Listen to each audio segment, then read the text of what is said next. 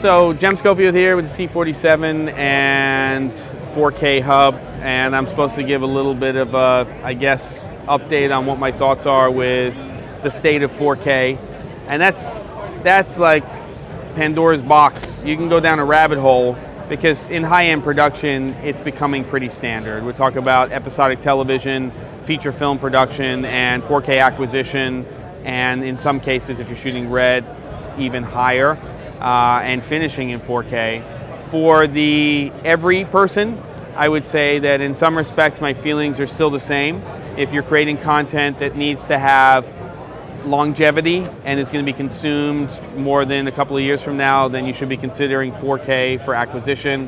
If you are not, we are still seeing a lot of people shooting with cameras like this, the C100 Mark II, which is an amazing, 1080p based camera system, 1080i. It's got a 4K sensor, resolves to 1080, and it's a great picture. But the other thing we're seeing, though, is, at least I am, is a lot more A7Ss out there going to Shogun recorders. I'm seeing them going to 7Q Plus from Convergent Design.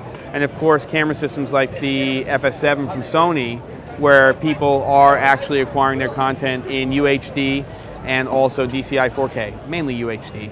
And C300 Mark II coming out. So I think 4K is definitely pervasive. Is that a word? I think it is, right, Bradford? I could say it's a word.